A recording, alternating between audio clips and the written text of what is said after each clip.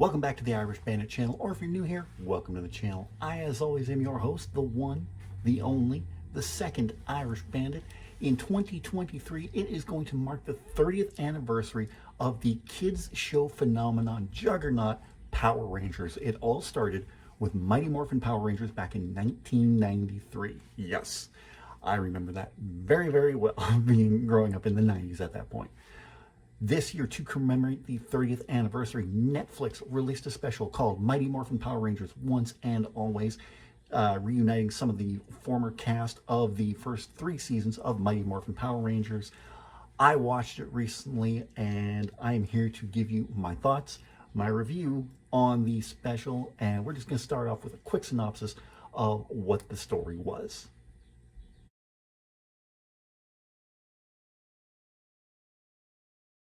So without getting too much into spoilers, the story, it basically revolves around Billy and Zach, who we haven't seen in a long time. Zach, the last time we saw him was in season 2 of Mighty Morphin Power Rangers, as he was giving his powers over to Adam. And the last time we saw Billy was near the end of Zeo, which was a long, long time ago.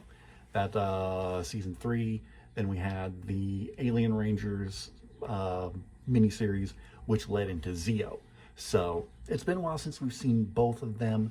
The story happens because, well, I'm going to try, like I said, I'm going to try not to get into too many spoilers, but if there's some spoilers, and forgive me. Basically, what happens is Billy is trying to find a way to bring Zordon back after everything that happened to him at the end of In Space. When Andros smashed the tube, the series is over 20 years old, so I don't mind giving spoilers away for that. Andros smashed his tube with all the good energy and destroyed most of the evil creatures, turned some of the evil beings good, like Rita Repulsa, like Lord Zed. They turned good. In fact, Rita turned so good, she turned into the Mystic Mother for Power Rangers Mystic Force. But Robo Rita returns in the evil essence of Rita Repulsa, returns and inhabits the body of Alpha 8, Billy's new sidekick, and Robo Rita goes on a tear. This reforms the original Power Rangers, Billy, Zach, Trini, Jason, Kimberly, and Tommy, together to fight Robo Rita. Unfortunately, during that fight, something happens where Robo Rita goes to destroy Billy. Trini gets in the way of the fatal shot and kills Trini. This is many, many years later after the original iteration of the Power Rangers, so it is noted that Trini is now a mother as well to, what's her name again? Min. So after this battle, it is up to Billy and Zach to tell Min what happened to her mother. Billy doesn't want her to know that they're Power Rangers, but Zach's like, no, we gotta tell her, we gotta tell her. Unfortunately, Min finds out the hard way that her mother has passed away because of Robo Rita.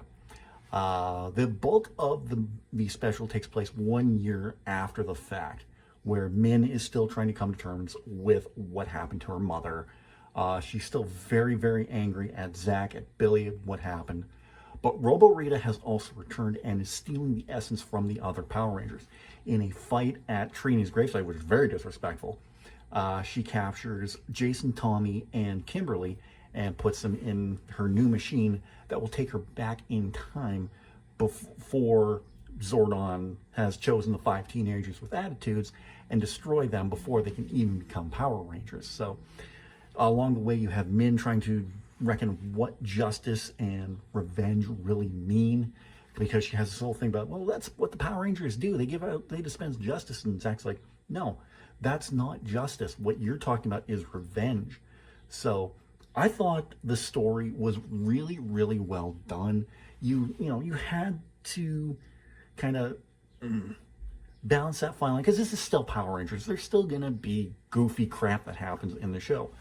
But they put such a serious message of loss and grieving and revenge and justice that I really, really dug the story of this.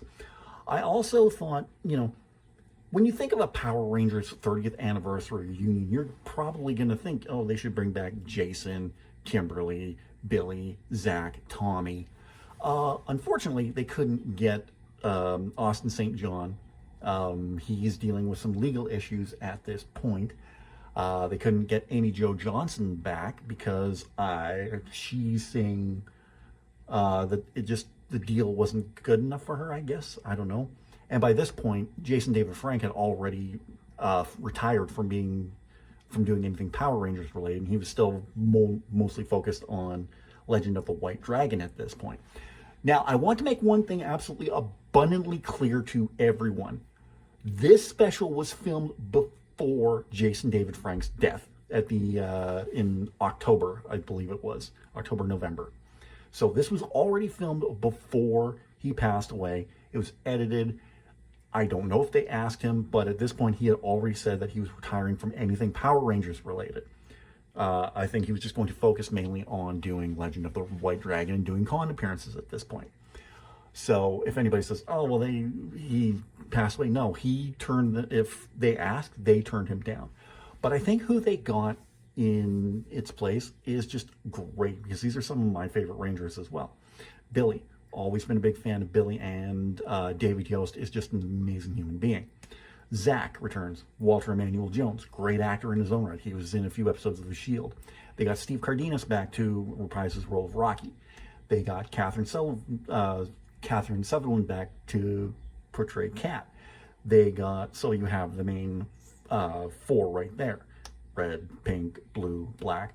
They also were able to sneak in Karen Ashley and Johnny Young Bosch as Aisha and Adam. So that was great. Richard Horvitz returned as the voice of Alpha 9. Barbara Goodson returned as the voice of Rita Repulsa. So this was all done very, very well from a casting standpoint, story standpoint. Everything was so well done. The dialogue, yes, was cheesy, but it's Power Rangers, so I'm going to let that go. So, yes, I rambled on about this, so I'm just going to get to my final thoughts of the story. I thought the story was great, so well done.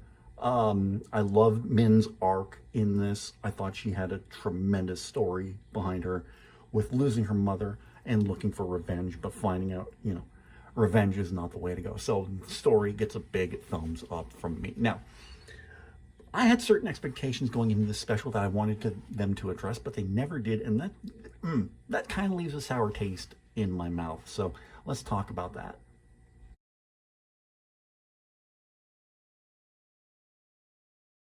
Now, I know Power Rangers isn't really known for keeping continuity, but there's some things that I really wanted them to explain that they never did. Like at the end of Zeo, or near the end of Zeo, well, going back even a little bit further than that to the Mighty Morphin Alien Rangers miniseries. I think it was Rito Repulso set off, or was Master Vile, one of them, made a device that turned the Rangers young again to like prepubescent children. Billy, being as smart as he is, was able to reverse the effects, turn himself back into the normal teenager, where everyone else was still children at this point. So at the end of Zeo, that aging process went faster for Billy to the point where he became an elderly man, to where the only way he could return back to his normal self was he had to go to Aquitar with the Aquitians and kind of reverse the aging back to his normal age. How did Billy get back to Earth? Is Billy okay? How did Cranston Tech form? These were all questions that I had watching the series, watching the show, that were never really expanded on. Like, what happened in that time between when Billy exited the show to now to bring Billy back to Earth? Something that's never brought up. I know that I want to say Ninja Steel, they kind of hinted at Tommy and Catherine's child JJ, so they were talking about that. That was a nice little Easter egg that they brought up. Trying to think if there was anything else, because I think everything else was just fine. Oh, I was kind of disappointed that Bulk and Skull didn't return. We had a little Easter egg along the way for that, but we never really saw them. Would have been nice to see them show up, but I know a lot of people were talking about how they were wondering how this Robo Rita came about, and I think they did a good job of explaining that part of how, well, Rita turned good after Zordon's tube was smashed and she became the Mystic Mother, so how is she evil again? Well, it wasn't Rita herself. It wasn't the physical form. It was Rita's evil essence that left her after Zordon's tube was smashed. So I think they explained that pretty well. Other than that, yeah, I think that's the only real big thing is that just asking or just doing what they normally do with Power Rangers and not explaining anything. Like, again, I would love to know how Billy is back on Earth and not, like, ancient or dead. Honestly and truthfully. Another one, how did they get their powers again? Because they lost their powers, you know. I remember when episode a while ago, I think it was either Turbo or In Space, so it was a long while ago, where Adam and Carlos were together. Adam had his morpher and it was just all cracked to bits and it couldn't hold a morph very well. So I wonder how that came to be. But other than that, you know, I thought everything else was perfectly fine.